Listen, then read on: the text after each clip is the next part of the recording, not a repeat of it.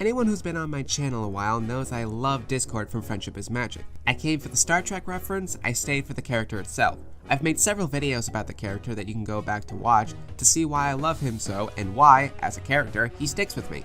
And if there was one thing that made me a little sad about the ending of Friendship is Magic, it's that it was very unlikely that I would ever see him again.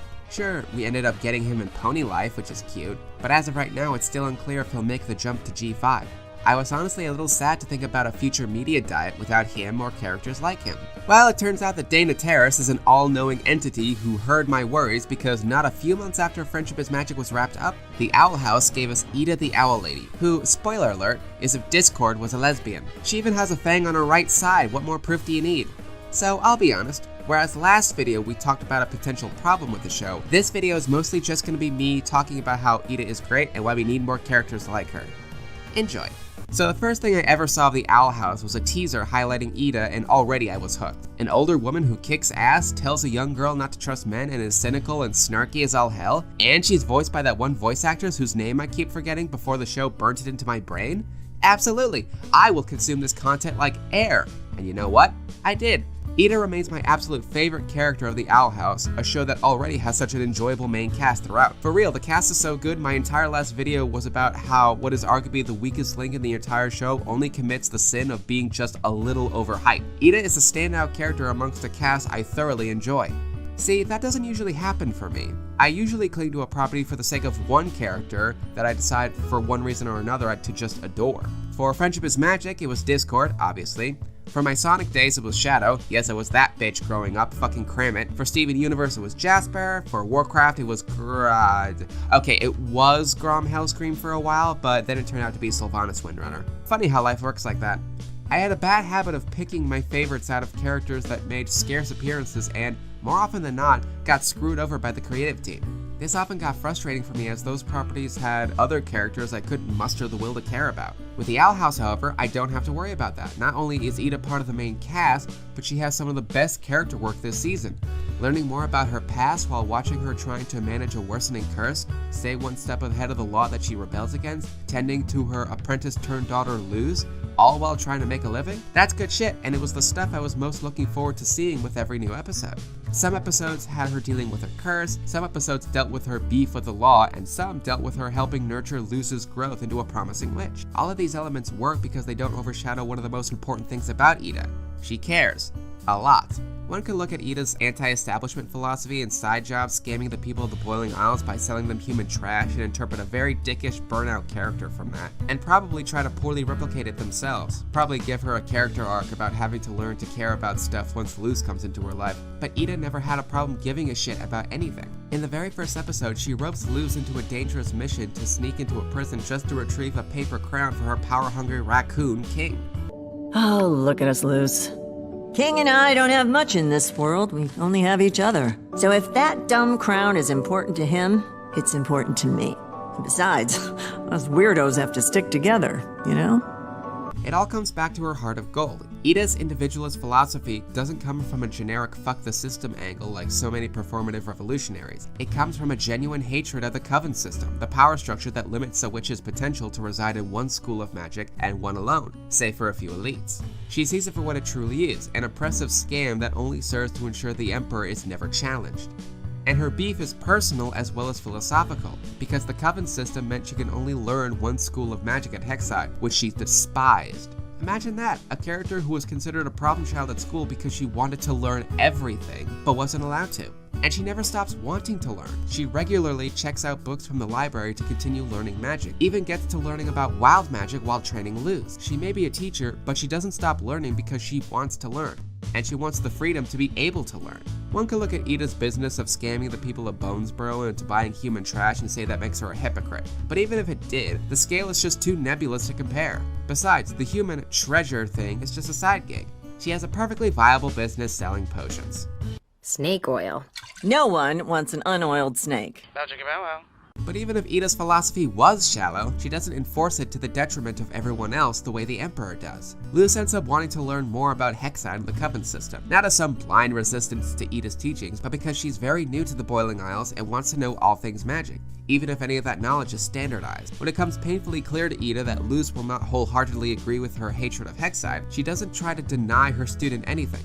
Au contraire, she actually goes to Hexside to try and get Luz enrolled, and literally has to atone for everything on her permanent record to do it. She cares for Luz so much that she returned to a place of great personal baggage for her, and endured something she positively dreaded just to make her happy. And she's not going against her own code to do it, because she trusts Luz to be smart enough not to fall for any blind teachings that teach her to just follow the rules. A trust that pays off when Luz sets off a series of events that allow students to learn more than one track of magic at school. On that note, let's just talk about Luz and Ida for a minute, because they have such a good relationship. The way she gradually begins to care more and more for this human girl that just stumbled into her life to the point where she openly declares that Luz is the best thing to ever happen to her is just, oh, it's the good food! I mean, right off the bat, Ida has demonstrated a degree of responsibility for keeping Luz safe, but the fact that she gets more attached with each milestone in their student-mentor relationship is really what helps sells it. In The Intruder, she starts with just a basic Magic 101 course while kinda not giving a fuck what Luz takes away from it. By the time of Adventure in the Elements, however, she organizes a whole crash course specifically tailored to Luz's unique magic. In I Was a Teenage Abomination, she considered Luz's interest in Hexside to be a mark of failure for her as a teacher. In Something Ventured, Something Framed, she goes out of her way to get Luz into Hexside because she trusts Luz to trust her teachings and be her own witch. Over the course of the show, Ida goes from referring to Luz as her apprentice to just flat out saying that she's her kid. This show is just filled with soft familial moments between them and that are just perfect. The way it all culminates in Agony of a Witch, where Luz gets captured by Lilith and Ida literally gives it her all and succumbs to a fate much worse than death just to save her, is just the sad angsty cherry on top of this wholesome sundae. Actually no, it's the fudge drizzle. The actual cherry is how Luz fucking lays siege to the conformatorium to bust Ida out, leading to their emotional moment and their quote final goodbye, where Luz just up and says that they're family. This found family shit is what I live for. All we need is for Ida to marry Luz's mom and it will be truly perfect. Also, I know this might be weird to say, but I'm so happy this kind of character arc is being given to a woman. In this day and age, it's hardly uncommon to get a story about a grizzled and cynical old man with a checkered past learning the importance of family through the help of a kid that they've been roped in to care for. So the fact that we get this kind of arc with an older woman, an already undervalued demographic that general audiences just expect to be maternal and nurturing by default, really sets it apart from its peers. It's one of the many things that makes Ida a better character than Lilith is a sister. I suppose I should talk about Lilith since her and Ida's stories are so intrinsically entwined. In a comment of my last video, someone suggested that I shouldn't consider Amity to be the weakest link of the Owl House, as that dishonor should go to Lilith after how her redemption arc was handled. That's a valid argument, and it's definitely worth considering. I mean, after all, Amity's redemption worked because her wrongdoings were rather small in scale. It was just the personal factor that gave them any weight. By contrast, the shit Lilith does is just fucking vile and nasty.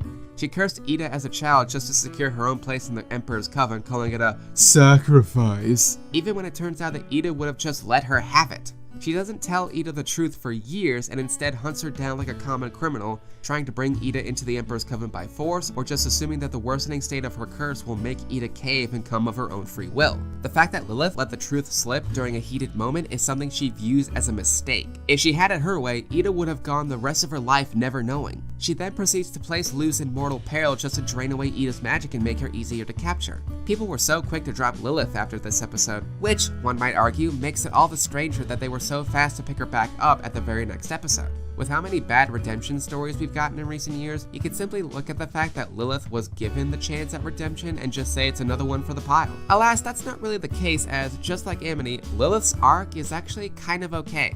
At the start of the finale, Lilith's redemption already has a much better structure than those we've been getting in recent years.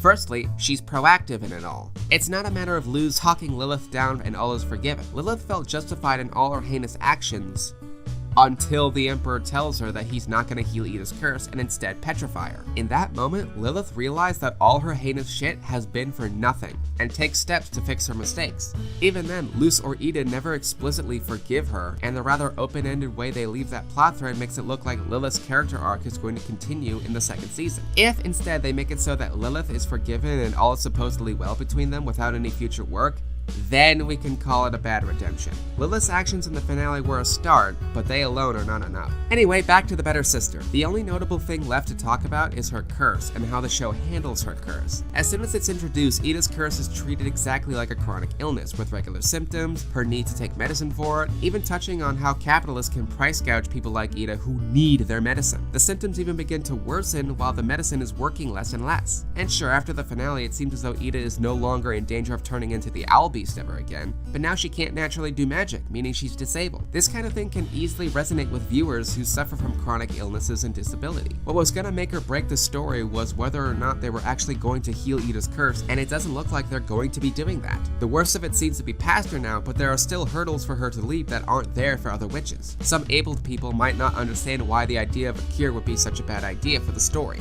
Like, shouldn't people who suffer from those things be given hope that it all might end? I mean, of course they want hope. No one in their right mind would turn down an easy fix for their chronic condition. The problem is, there's no guarantee that such a thing like that will ever exist. There's no guarantee that someone will find a cure for fibromyalgia or cerebral palsy. You may as well tell someone to place their hopes on the lottery. The idea of giving people with disabilities or chronic illness hope by inventing a fictional cure for a fictional condition is a faulty one. A message that would resonate with these people is that life goes on, and if you have a strong support system full of people who love you, then you're going to be okay. You don't have to let your condition define you. And Ida's curse never defines her. It's just one of the things about her. Her disrespect of the law, her shady dealings, her genuine love for magic, her relationship with King and Luz, none of that is explicitly tied to the curse. They're all their own factors that help make up the wonderful character that is Ida. A proud individualist who has many problems to deal with, but caring was never one of those problems. She cares about her beliefs, she cares about the few people that are close to her, she cares about learning magic, and she cares about living freely. Also, this cannot be stated enough, but she kicks ass. Spicy dog! Sleep spell! Say goodnight, sister.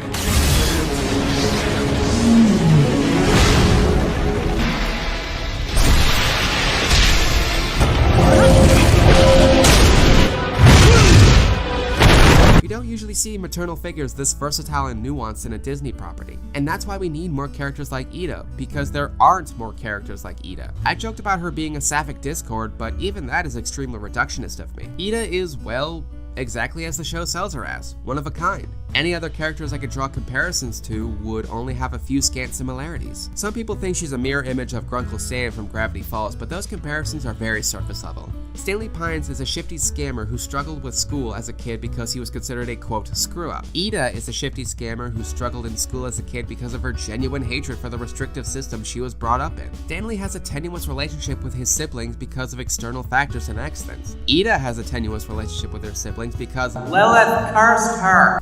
To say that Ida is just a gender-bent Stan, or Stan's ex-wife, fucking Christ, is just erasing what makes Ida such a good character. That, and I personally don't like it when people keep drawing parallels between this show and Gravity Falls. Yes, Dana Terrace is engaged to Alex Hirsch, and yes, he does voice work for the show, but her stuff deserves to stand on its own merits. We don't need a weirdness cinematic universe, guys. No, the only acceptable way to be reductionist towards Ida is to just melt into a pile of gay mush and go, step on me, owl lady. Which honestly just encapsulates my history with the character. I came for the MILF, I stayed for the amazing character, who is still a fucking immaculate MILF. Thanks for coming to my TED Talk, TM. Stay tuned for next time when I talk about Luz. I mean, it's been 2 Owl House videos already. The fact that it's taken me this long to talk about the fucking protagonist is kinda shameful.